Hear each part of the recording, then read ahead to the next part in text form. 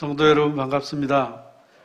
오늘 거룩한 주일 즐겁고 기쁘게 하나님 전에서 함께 얼굴 보고 찬양하고 또 사귐 나눌 수 있게 되어서 너무나 기쁩니다. 오늘 거룩한 주일을 경험하는 힘이 온 한 주간 샘솟는 그 힘으로 말미암아 풍성한 결실을 거두는 한 주 되시기를 바랍니다. 할렐루야 성가대 감사드립니다. 늘 좋은 곡으로 예배에 또 우리 삶에 활력을 넣어주셔서 참 감사합니다. 오늘 드릴 말씀 제목은 내 하나님이 통치하신다, 이렇게 본문에 나와 있는 대로 잡아보았습니다.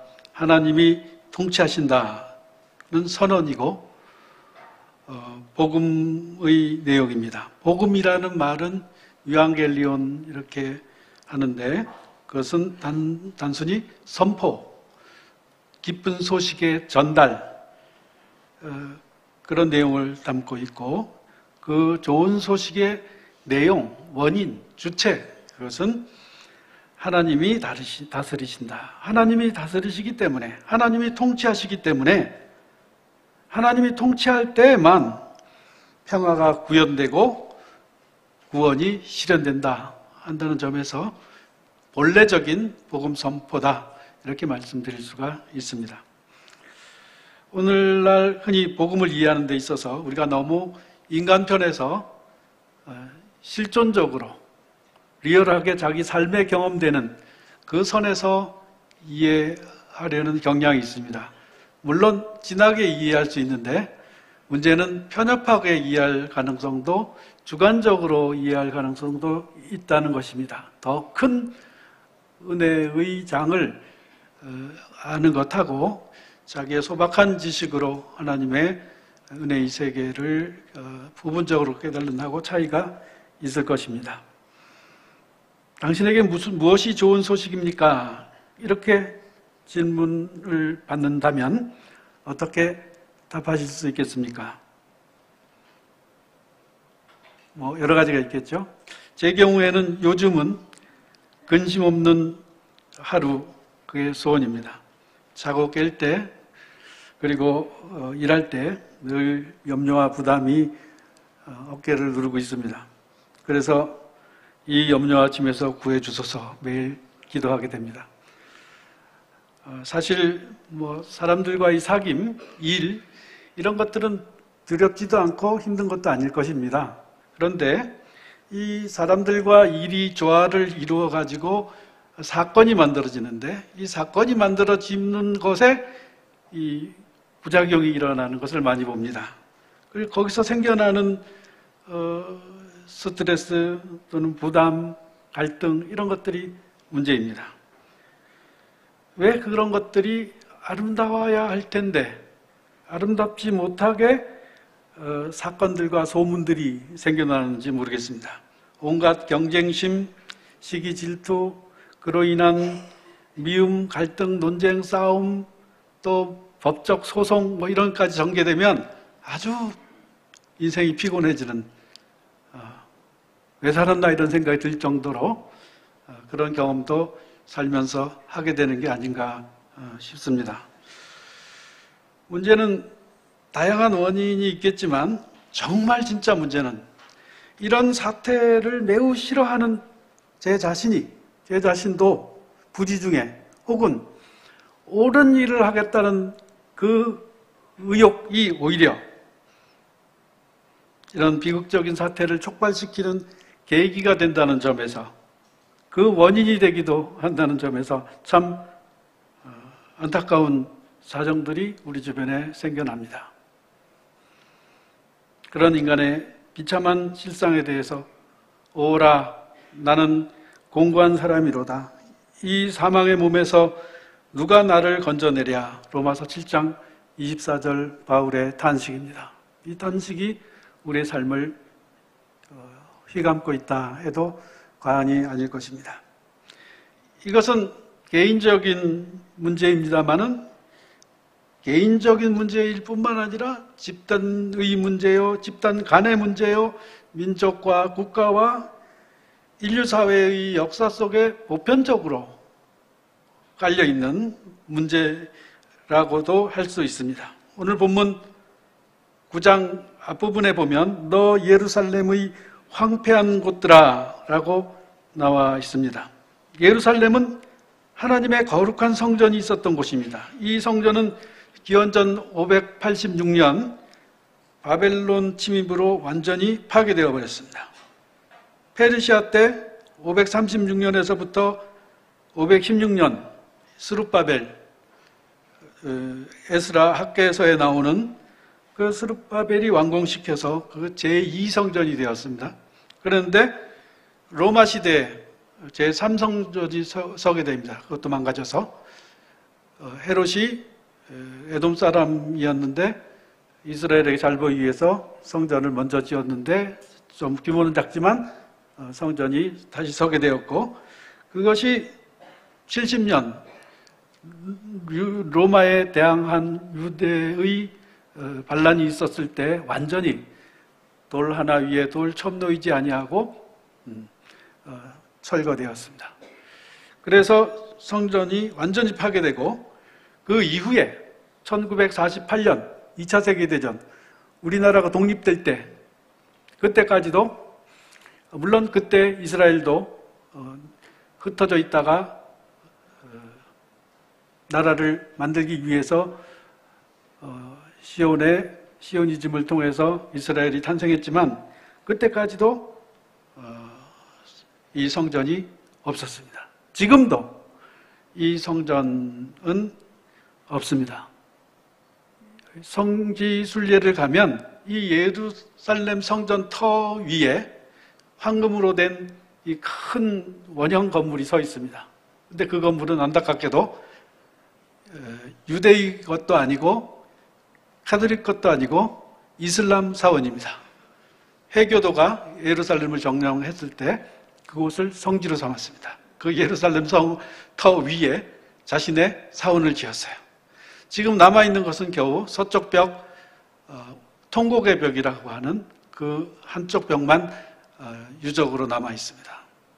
그 사원의 그 유적 앞에 가서 방문할 때마다 이렇게 벽에다 놓고 기도하게 됩니다. 통곡의 벽인데 통곡하는 사람은 없지만 그러나 흐느끼는 사람들은 있습니다. 저도 방문할 때마다 손을 대고 기도합니다.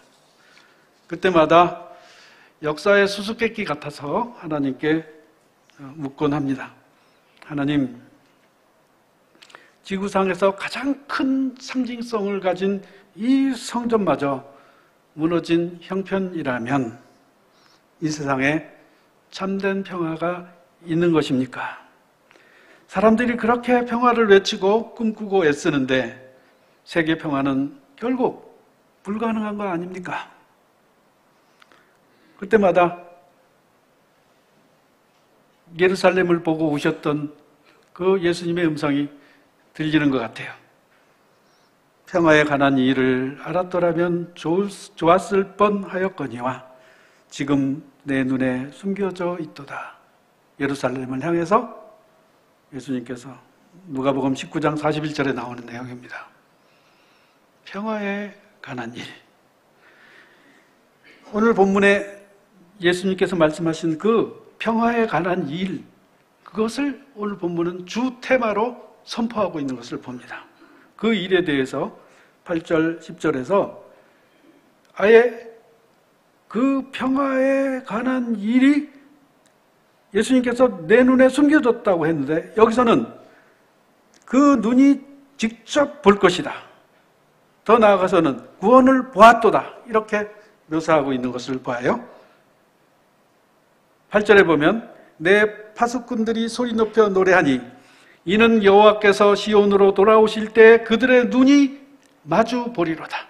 구원을 봅니다. 구현된 현실로 체험하게 된다는 거예요. 10절 땅끝까지도 전 세계 우리 모두 우리 하나님의 구원을 보았도다. 이스라엘만 본 게 아니에요. 인류의 구성원 모두가 세상 사람들이 다 안다, 다 보았다 이렇게 선언을 합니다. 그런데 그들이 보았다고 하는 게 과연 무엇이겠습니까? 혹시 그것은 그냥 신앙적인 용어로 신앙 속에서 환상으로 봤다, 꿈으로 봤다 이런 뜻이 아니겠습니까? 결국 상상력에 불과하다, 역사적인 현실이 아니다 이렇게 이야기할 수 있는 것 아니겠습니까? 왜냐하면 이스라엘 역사 속에 언제 확연하게 평화가 실현된 때가 있었나?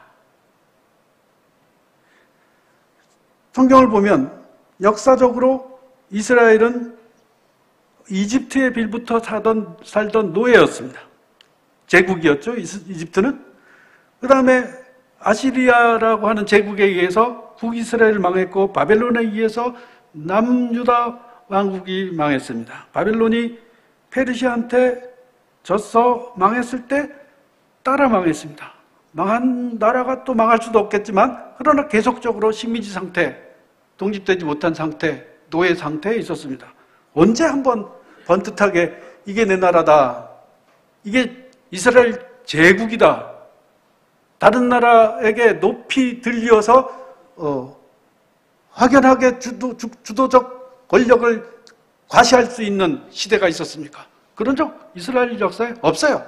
솔로몬 때 간신히 그랬다 하지만 언제 아시리아나 바벨론이나 페르시아나 그리스나 로마처럼 이집트처럼 그런 제국을 이룬 적이 있습니까? 그냥 변방의 조그만 나라였어요. 그런데 여기서 구원을 보았도다, 평화를 선포해라 이렇게 본문에 나와 있습니다.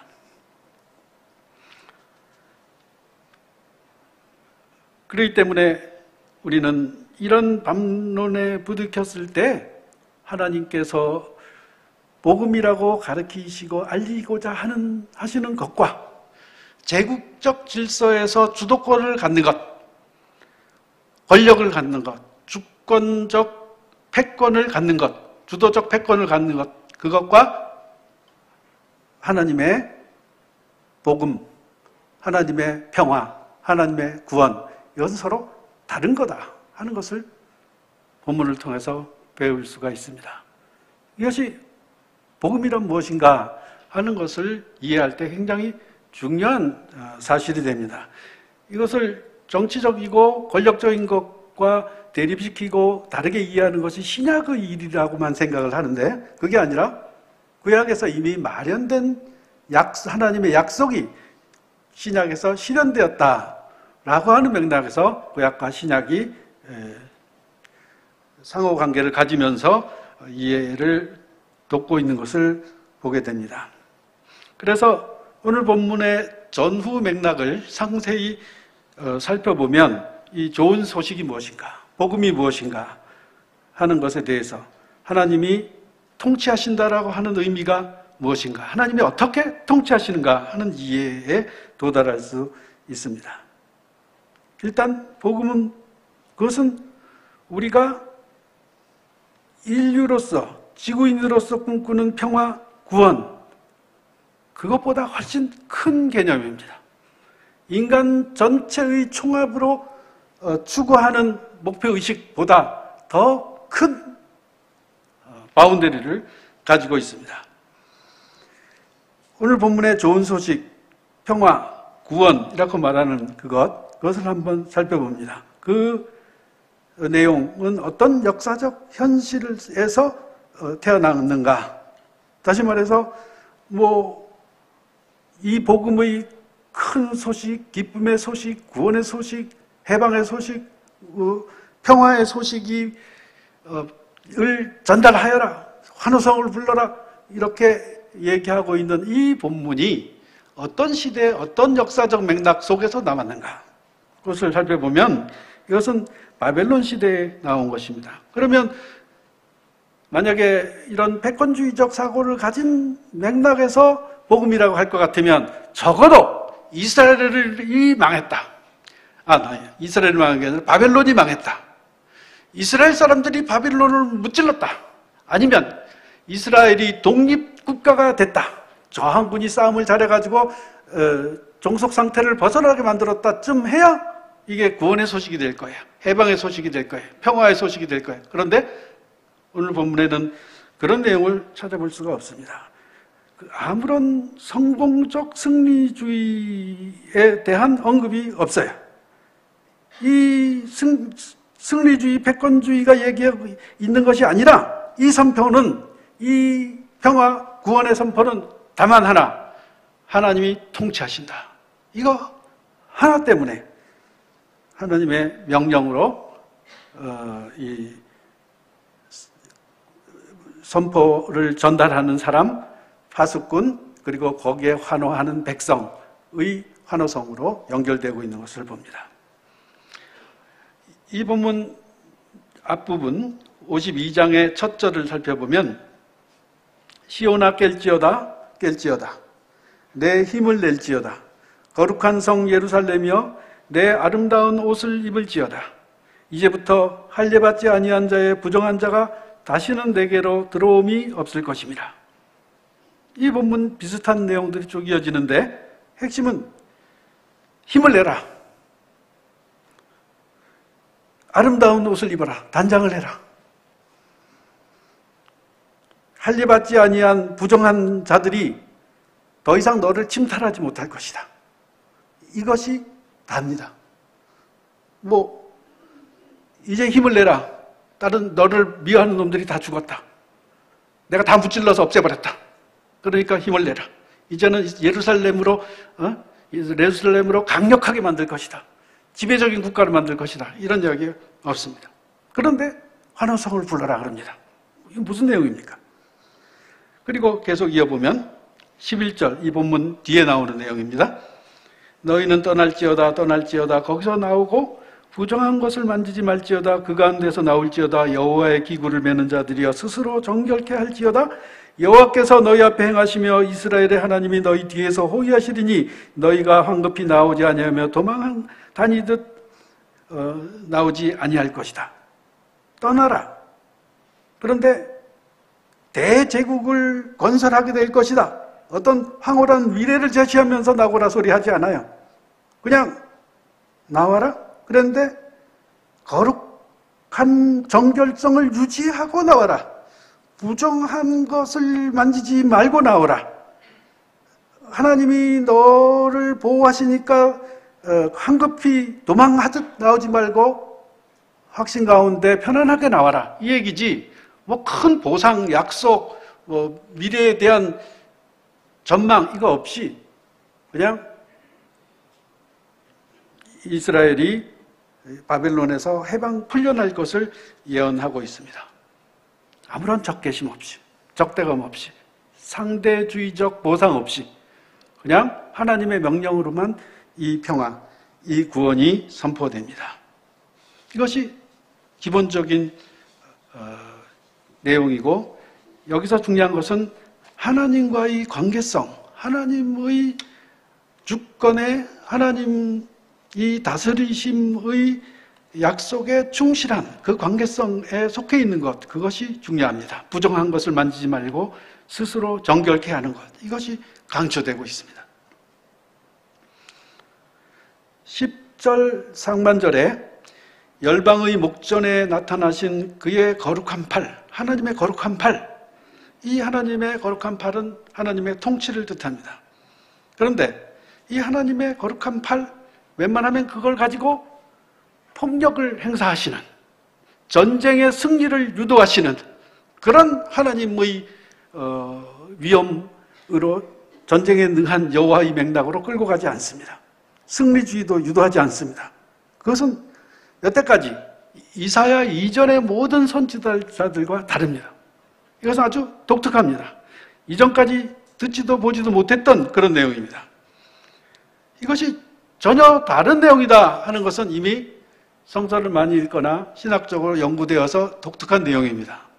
그래서 앞장으로 좀 더 읽어가면 이 거룩한 팔의 특징을 알 수가 있습니다. 48장 6절 내가 들었으니 이 모든 것을 보라 너희가 선전하지 않겠느냐 이제부터 내가 새 일 곧 내가 알지 못하던 은밀한 일을 내게 듣게 하노니 이 일들은 지금 창조된 것이요 옛 것이 아니라 오늘 이전에는 내가 듣지 못하였으니 이는 내가 말하기를 내가 이미 알았노라 하지 못하게 하려 함이라.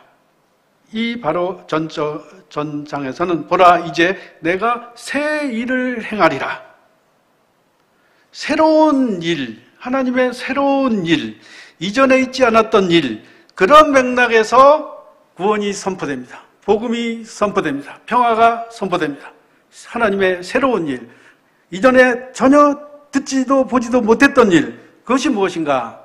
그것이 지금 52장인데 53장으로 이어지는 맥락을 타고 있습니다. 53장은 우리가 잘 알고 있습니다. 53장은 통째로 그 이후까지 다 순환의 메시아 내용입니다. 여태까지 메시아는 권력적 메시아였어요. 왕권을 가지고 오는 메시아, 지배적인 메시아. 그런데 이제 새로운 약속을 가지고 평화를 선포하는 이 맥락은 순환당하는 어린 양의 메시아입니다. 이게 달라지는 거예요. 이것이 구약과 신약을 가름하는 것인데 이미 이 이사야서 40장에서 56장의 제2이사야 이 본문에서 정리되고 신학적으로 정리되고 있는 내용이라는 것을 알게 됩니다. 우리가 53장에서 고난의 메시아를 만나게 됩니다. 그래서 이 본문을 통해서 하나님의 통치는 이제 예수 그리스도의 성육신, 예수 그리스도의 십자가, 예수 그리스도의 죽음과 부활, 이것을 통해서 하나님께서 구원을 이루어 가신다, 하나님께서 평화를 완성하신다 하는 것들이 서술되고 있는 것입니다. 이것이 복음의 궁극적인 내용입니다. 그가 찔림은 우리의 허물 때문이요 그가 상함은 우리의 죄악 때문이라. 그가 징계를 받음으로 우리는 평화를 누리고 그가 채찍에 맞음으로 우리는 나음을 받았도다. 우리는 다 양 같아서 그릇 행하여 각기 제 길로 갔거늘 여호와께서는 우리 모두의 죄악을 그에게 담당시키셨도다. 53장 5절 6절 얘기입니다. 만약에 패권주의적으로 보복을 했다면 또 보복당하는 굴레 속에 복음이 놓이게 될 것입니다.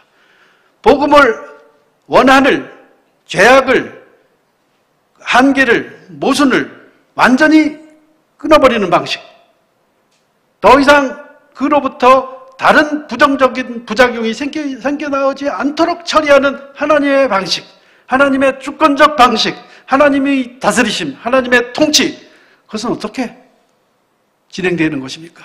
복음은 어떻게 구성이 되는 것입니까? 이것이 복음입니다. 하나님이 그 모든 죄악들을 자신 속으로 인수하셔요. 십자가로 자신을 내어보내서 자신이 그것을 인수하시고 사람들에게서는 더 이상 싸우지 마라, 더 이상 고민하지 마라, 걱정하지 마라, 갈등 일으키지 마라, 부작용 있는 구조적 삶 속에 살지 말라. 이제부터는 완전 해방이다, 자유다, 너희들은 그냥 사는 것이 평화다, 이렇게 선언하시고 싶은 거예요. 예수만 믿으면, 하나님의 통치 안에만 들어오면, 그러면 오케이, 다 해방된 거다, 다 성공한 거다, 그렇게 가르치고 싶은 거예요. 그것이 복음이에요. 그것이 하나님의 주권 안에 거한다는 뜻이에요. 하나님의 통치, 그것은 예수 그리스도의 복음입니다. 인간을 구원하신 하나님의 화해 행동에서 하나님의 통치가 극치에 이르게 돼요. 이 내용은 신약에 가면 아주 다양하게 펼쳐지고 있습니다. 그러나 구약에서 이 이사야서에서 제2이사야에서 아주 선명한 구도를 가지고 현실적으로는 완전히 처참한 상황인데도 불구하고 하나님의 주권의 역사가 역사 현실과는 다르다고 하는 것을 확연히 보여주는 대조적 형태로 선포가 이루어지는 것을 볼 수가 있습니다. 그래서 이것이 복음으로 더 분명하게 드러나는 효과를 보여줍니다. 예수님이 말씀하십니다. 마가복음 10장 45절, 인자가 온 것은 섬김을 받으려 함이 아니라 오히려 섬기려 하고 자기 목숨을 많은 사람의 대속물로 주려 함이니라. 내가 진실로 진실로 너희에게 이르노니 한 알의 밀이 땅에 떨어져 죽지 아니하면 한 알 그대로 있고 죽으면 많은 열매를 맺느니라. 이것이 하나님께서 평화를 실현시키는 방식, 구원을 달성하는 방식입니다. 예수님께서 그 미랄, 그 자기 목숨을 많은 사람들의 대속물로 주려 하는 그 하나님 통치의 실현 통로가 되는 것이죠. 우리는 인사말로 안녕하세요라는 말을 씁니다. 이거는 전 세계 공통으로 인사말로 쓰는 부분들이 있어요. 라틴어의 살루스라는 용어도 안녕이라는 뜻을 담고 있습니다. 그런데 이 안녕, 또 살루스, 라틴어, 이거는 세계 내적인 평화입니다. 그러니까 세계 안에서 얻을 수 있는 재수안의 복입니다. 재물, 생명, 오래 사는 거, 편안한 거, 이런 것을 축하하는 그런 인사예요. 그런데 좀 더 포괄적이고 큰 전체성과 완전성을 가진, 과정과 성취를 가진 그런 인사말이 히브리어 샬롬이라는 뜻 속에는 추가적으로 더 담겨 있습니다. 그리스도 소테리아, 이것이 구원이라는 말인데 이 안에도 마찬가지로 총체성 개념이 들어 있습니다. 그런데 이 소테리아 구원 개념은 이중적인데 전체성을 가지고 있는데 그 생명의 전체성을 시간 안에서는 아직 미완성인 거예요. 역사 과정 안에서는 늘 위협받고 있고 궁극적인 구원, 그거는 미래에 놓여 있다고 그렇게 전제를 하고 있습니다. 하나님의 미래와 하나님의 통치에 대한 관계, 그것이 인간 삶의 최종적인 구원을 결정한다 하는 것 속에 구원이라는 단어를 사용하고 있다는 거예요. 그래서 이 구원은 현세와 내세, 하나님의 미래, 하나님의 통치를 반드시 포함하는 개념이 된다는 거예요. 누구든지 제 목숨을 구원이란 말이 여기 나옵니다. 하고자 하면 잃을 것이요, 나와 복음을 위하여 제 목숨을 잃으면 구원하리라. 구원이란 말이 나오는데 마태복음 8장 35절이에요. 누구든지 이 세상에서 하나님의 미래를 고려하지 않고 자신의 생명을 세계 내적으로 보존하려고 하는 자들은 그걸 잃어버릴 것이다. 자신의 생명을 하나님의 통치의 미래를 위해서 사용하고 그 미래를 위해 이 세상에서 그 생명을 잃어버리는 사람은 마지막에 그것을 다시 얻게 될 것이다. 이것이 구원 개념이에요. 하나님의 주권 속에 구원 개념이 있어요. 하나님의 주권을 인정하느냐, 하나님의 미래를 인정하느냐, 그것이 있다면 죽어도 사는 거예요. 그것이 없다면 그건 구원이 아닌 거예요. 그건 세계 내적인 피조물과 똑같은 그런 종말일 뿐이에요. 무의미하고 궁극적이지 않아요. 그거는 구원 개념에 들어올 수 없어요. 그런데 그것을 구원이라고 알고 세상 사람들은 열심히 살고 있는 거예요. 결국 공술의 공수고 그런 동양적 가르침에 불과하는 삶을 살면서 말이죠. 하나님 나라, 그것은 하나님의 통치입니다. 하나님 나라에 참여하는 것, 그게 구원입니다. 때가 찼고 하나님 나라가 가까웠으니 회개하고 복음을 믿어라. 하나님의 통치, 하나님의 나라. 나라라는 개념은 영역 개념이 아니라 주권 개념이에요. 그래서 하나님의 통치 이렇게 번역해도 됩니다. 하나님의 주권, 하나님의 나라 같은 말이에요. 복음을 믿는 것, 그것은 하나님 나라에 참여하는 거예요. 열방의 목전에서 나타내신 하나님의 주권과 평화와 구원, 땅끝까지 모두에게 알려진 하나님의 그 구원, 이것을 우리는 아주 신학적으로만 이해해서 예수 믿으면 구원받는다, 이런 좁은 의미를 아주 개인적으로 이해하는 경향이 있습니다. 왜 그러느냐? 우리 일반 학교에서 지식을 획득하는데 중고대학 거치면서 이 지식을 신앙적 지식과 연결시켜서 생각하는 기회가 별로 없어서 그렇습니다. 교회 안에서만, 신앙 안에서만 역사가 있지, 그 성경에 대한 이해가 있지, 그 바깥은 다른 세상이다. 이게 진짜고 이거는 오히려 사이버 세계와 같은 거다. 신앙이라고 하는 것을 전제로 했을 때 이해할 수 있는 사이버 세계다. 이렇게 생각하는 경향이 젊은이들 사이에 있어요. 그런데 진짜 사이버 세계가 뭐고 진짜 리얼한 세계가 뭔가 한번 따져볼 필요가 있습니다. 바울이 예수님을 이어서 세계 선교를 추진해 나갔던 사람이에요.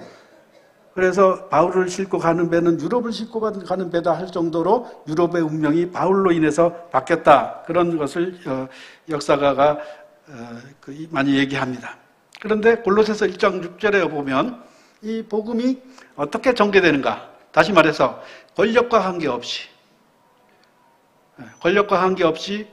패권 시스템과 관련 없이 어떻게 복음이 나름대로의 길을 가는가 하는 것을 서술해 나왔어요. 이 복음이 이미 너희에게 이르매 너희가 듣고 참으로 하나님의 은혜를 깨달은 날부터 너희 중에서와 같이 또한 온 천하에서도 열매를 맺어 자라나는도다. 하나님의 통치에 의해서 복음이 온 천하에 열매를 맺어가고 있는 것을 바울은 목도하고 있어요. 이거는 누구의 구원도 받지 않아요. 이거는 세금을 받아서 움직이는 것도 아니에요. 이것은 그저 하나님의 명령과 주권과 선포에 의해서만 형성되고 퍼져나가는 이 힘이에요. 그러잖아요. 교회가 어떻게 형성돼요? 그렇게 복음이 퍼져나가서 전 세계에 이르게 됩니다. 하나님의 통치, 그것은 이스라엘의 멸망과 더불어서 사라진 게 아니에요. 국가 제도하고 관계없습니다. 물론 전혀 관계없는 것은 아니죠. 예수 부활 후에 예루살렘 교회가 스데반 순교와 더불어서 예루살렘이 붕괴된 다음에 세계 각국으로 흩어졌어요. 그걸 디아스포라라고 해요. 예루살렘에 모이지 않고 오히려 전 세계로 흩어진 것이 예수 그리스도의 복음을 세계화하는 데 기여하는 역사가 일어나게 돼요. 로마에 들어가서 박해를 많이 받았어요. 순교를 굉장히 많이 했어요. 그럼에도 불구하고 313년에 그 인류 역사상 그보다 더 큰 제국을 건설한 적이 없는 그 큰 로마를 기독교가 잠식해요. 교황이 황제에게 세례를 주어서 황제로 세워요. 교회의 일꾼들은 전부 공무원이에요. 예수를 믿지 않으면 그거는 이제는 이단자가 돼요. 전에는 예수 믿었다고 벌을 줬는데 이제는 안 믿는다고. 왜? 국교가 돼버렸으니까. 392년 이후에는 전 데오도시우스가 칙령을 내려서 전 로마 영토 안에 있는 사람들은 기독교를 믿어야 한다. 이걸 하게 돼요. 그것이 이어진 것이 뭡니까? 그게 중세예요. 중세기구 내내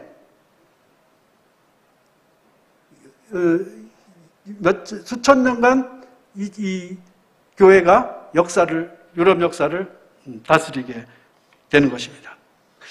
그런데 그것이 복음이냐? 이제는 이스라엘은 망해서 권력하고 관계없다. 복음은. 그래놓고 로마가 커가지고 권력을 얻어가지고 쫙 퍼져나오면 그게 복음이냐? 복음의 역사가 국가 권력과 관계없어요. 그러나 연결되기는 해요. 그것이 타락의 형태로 혹은 긍정적인 효과의 형태로 연결점은 있지만 본질적으로는 다른 것이다. 다르게 진행되는 것을 우리가 이해를 해야 됩니다. 그것은 복음 또는 하나님의 통치, 그것과는 구분을 해야 됩니다. 그것이 종교개혁이에요. 키신저 얘기를 두 가지만 하려고 합니다. 하나는 이 키신저가 지금 올해 100살 됐어요. 그런데 이분이 세계질서라는 유명한 책을 썼어요. 이분이 하버드 대학 정치학과 교수고 미국 국무장관을 했어요.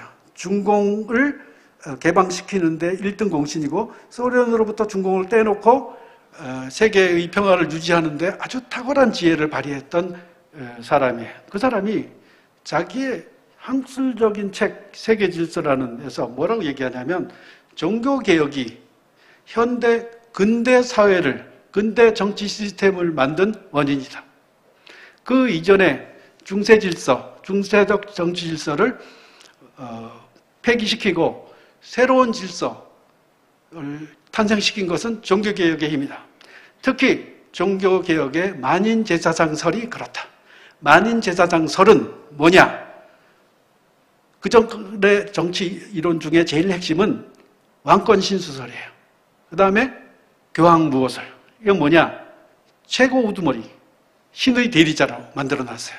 이건 누구도 망가뜨릴 수 없어요. 그런데 루터는 뭘 얘기하냐면 그들이 하나님의 대리자가 아니다.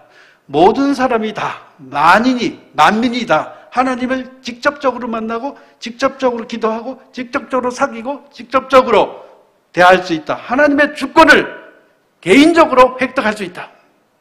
다른 사람들은 전혀 하나님 앞에 나가지 못했어요. 누구만? 교황만 최고 결정을 가졌어. 황제만 최고 권력을 가졌어. 그들 마음대로 해. 그걸 누가 잡아낼 수 있겠어요? 무찌를 수 있겠어요? 그 이론을. 그걸 깬 것이 루터의 만인제사 장사래요. 그리고 로마의 교회가 바벨론 포로처럼 진정한 교회의 기능을 마비시키고 포로로 만들어버렸다. 기독교 신앙을. 그렇기 때문에 교직 시스템을 다 바꿔야 한다. 그래서 여러 가지 제도를 다 없애고 성찬과 세례만, 성찬과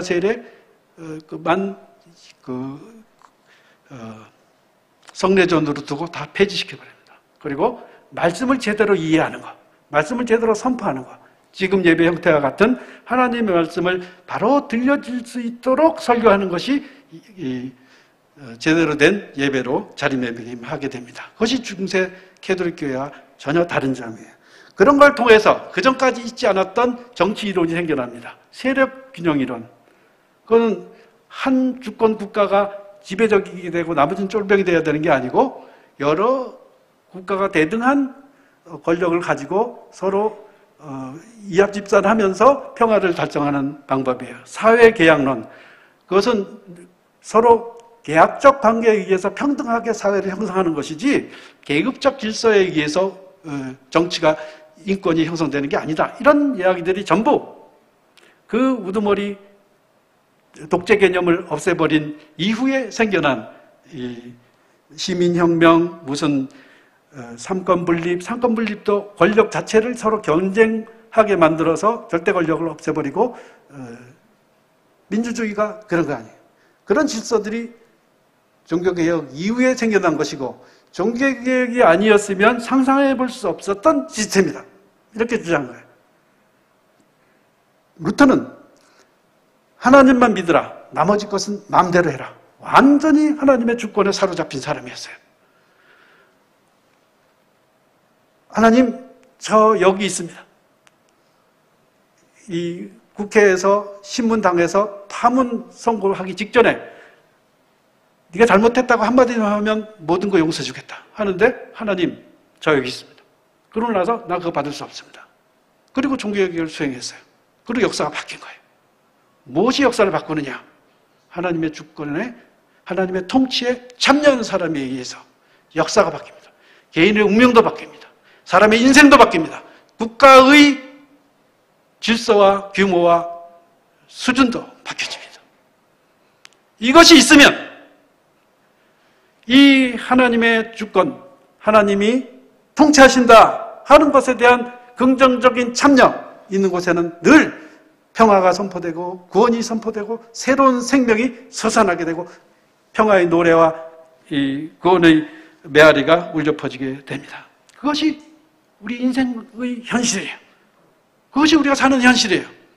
무엇이 더 큰 현실입니까? 지금은 북한이 지배하고 있고요. 미국이 세고요. 미국이야말로 복음의 역사에 의해서 형성된 국가예요. 우리나라는 일제와 6.25를 겪으면서 하나님의 은혜를 크게 체험했어요. 그래서 신앙의 소중함을 아는 민족이 되었어요. 기독교를 아무리 욕해도 기독교가 한국 역사에 끼친 그 역할과 공로를 부인하는 사람은 없어요. 교육과 사회복지와 정신문명과 미신타파와 국가의 기강을 세우는 모든 일에 있어서 기독교 신앙이 이 나라를 새롭게 세웠어요. 앞으로도 그렇게 해 갈 것입니다. 하나님의 통치에 우리가 집중하는 한. 하나님의 통치에 집중하지 아니하고 인간적인 세계 경영 거기에 몰입하게 되면 그러면 그 하나님 복음의 구원, 평화 그 위상을 상실하게 될 것입니다. 그러면 하나의 제도, 중세에 있었던 폐기되어야만 하는 그런 제도, 그런 질서로 타락하게 될 것입니다. 만인 제사장 이론은 베드로 전서 2장 9절에서 나왔습니다. 오직 너희는 택하신 족속이요 왕같은 제사장들이요 거룩한 나라요 그의 소유된 백성이니 이는 너희를 어두운 데서 불러내어 그의 기이한 빛에 들어가게 하신 자의 아름다운 덕을 선전하게 하려 하심이라. 너희들은 택하신 족속이야. 왕같은 제사장들이야. 그 개인, 하나님의 주권에 포함되어 있는 그 개인은 나라요, 족속이요, 제사장이요, 하나님의 백성인 거예요. 그건 뭐냐? 어두운 데서 불러내어서 아무리 역사적인 굴곡 속에 현실이 있다 하더라도 그의 기이한 빛에 들어가신 자의 아름다움을 선전하게 하기 위해서 이 하나님의 주권 속에 들어가게 하기 위해서 그 들어간 사람들이 곧 하나님의 족속, 제사장, 백성, 나라 이렇게 표현되는 거예요. 그것이 실체, 그것이 진짜, 그게 리얼이에요. 다른 것이 사이버예요. 왜? 다른 것은 영원하지 않잖아요. 이것은 영원합니다. 하나님의 주권에 참여하는 모든 삶, 모든 활동, 그것은 하나님께서 영원의 질서 속에 편입시켜 주십니다. 러시아와 우크라이나가 싸우고 있습니다. 복음이 이렇게 전파되어서 우리가 그 길을 알 수 있는데 왜 평화에 관한 일을 모르는 것처럼 그렇게 싸우고 있는 것입니까? 아직 세상은 평화의 비밀을 모르거나 평화를 원치 않는 것 같습니다. 전쟁 도발자들의 욕심과 야망, 그것에 눈이 가려져서 세계 질서를 이해하고 있습니다. 지구는 점점 더 큰 전쟁의 위험에 빠져들지도 모른다는 불길한 소식이 있습니다. 그것이 두 번째 키신저가 얘기한 겁니다. 지난 5월 말 이코노미스트 인터뷰에서 키신저가 말했습니다. 100살이 되어가지고 미중 갈등으로 인해서 5년 내지 10년 안에 대안을 마련하지 못한다면 이 제3차 대전으로 비화될 가능성이 매우 크다. 1차 세계대전에 강대강이 충돌해서 그걸 해결할 방법이 없었을 때의 상황과 지금 동일하다. 지금이 훨씬 위험한데 인공지능이라고 하는 AI가 전투기계에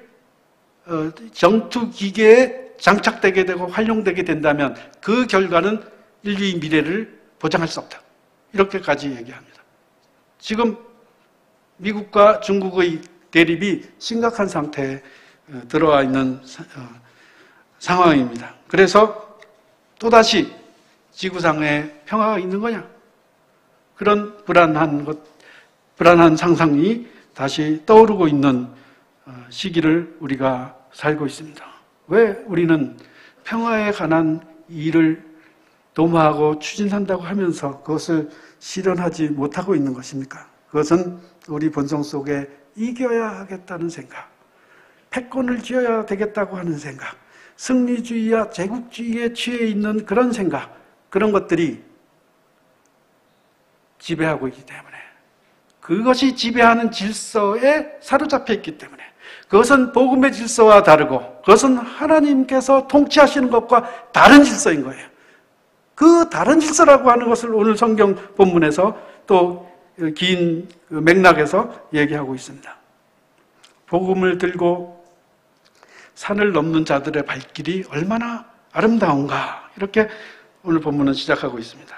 누군가는 복음을 들고 산을 넘는 전령의 역할을 해야 할 것입니다.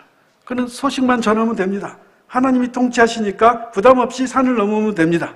그런데 그 복음을 기다리는, 밤을 새워 기다리는 파수꾼이 있습니다. 이 파수꾼들이 노래하면서 이 복음으로 산을 넘고 있는 사람들 아름다운 발길을 맞이합니다. 그리고 그 소식을 듣고 하나님의 통치에 참여하는 백성들의 환호성이 있습니다. 이게 오늘 본문이 전개되는 분위기예요. 이런 축제, 이런 반가운 현실, 이런 환호성, 이런 기쁨, 이런 축하 파티가 있는 것이 인생입니다. 이것이 세계라고 하는 거예요. 구원이 선포되는 세계, 평화가 선언되는 세계, 하나님이 통치하는 세계, 이것을 성경은 그려내고 있고 그것이 불가능하지 않다는 것을 알려주고 있습니다. 그런 세계는 아름답습니다.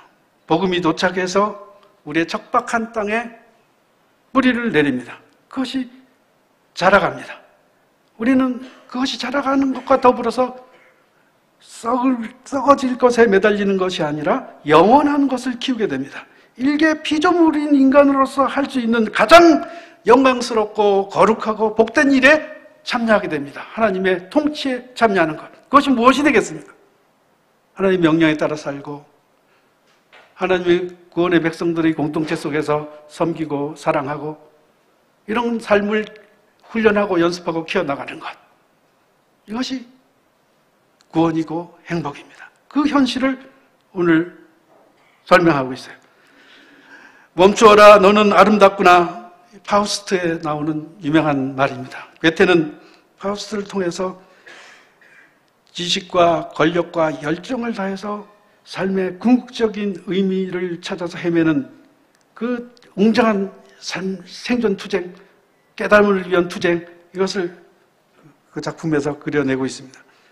그런데 파우스트는 결국 그 아름다운 순간을 발견했을 때 멈춰라, 너는 아름답구나. 내 옆에 이 순간이여 영원히 머물러 달라. 이랬을 때 덜컥 목이 떨어집니다. 왜? 사탄과 거래를 해서 그거를 맛볼 수 있었기 때문에. 그런데 우리는 사탄과 결탁하는 것이 아니라 하나님의 통치에 참여함으로써 이 아름다운 세상의 세계에 머물 수 있습니다. 우리 삶의 한가운데서 전령과 파수꾼 그리고 백성들로서 하나님이 통치한다는 것을 알고 우리는 거기에 머물러 거할 수가 있습니다. 하나님의 복음을 위해서 통해서 그 다스림 안에서 인생이 아름답다고 나는 행복하다고 그렇게 고백할 수 있는 현실이 있습니다. 능히 그렇게 선언하면서 우리가 살 수 있습니다. 그 선언을 통해서 우리의 구차한 현실을 영광스러운 현실로 바꿔나갈 수가 있습니다. 꽃만 잘 가꾸는 것이 아니라 화단만 잘 가꾸는 것이 아니라 삶도 잘 가꿀 수가 있습니다. 어떤 경우에 하나님의 통치의 질서에 참여하고 그 생명을 어떻게 키우게 하시는가 하는 것을 배우고 안다면 그런 하나님의 현실을 나의 현실로 만들어갈 수 있습니다. 그 복음 선언의 현실은 나의 현실이 됩니다. 민족의 현실이 되고 가문의 현실이 되고 교회의 현실이 됩니다. 하나님이 통치하시기 때문입니다. 역사의 주인이신 하나님의 통치에 참여하는, 그래서 인생의 의미를 알고 행복을 누리는 그런 아름다운 생애가 되시기를 축원합니다. 기도하겠습니다. 우리가 누추한 인생을 살지만 하나님 통치의 그 권능에 붙들려서 아름다운 복음의 사역에 동참하는 귀한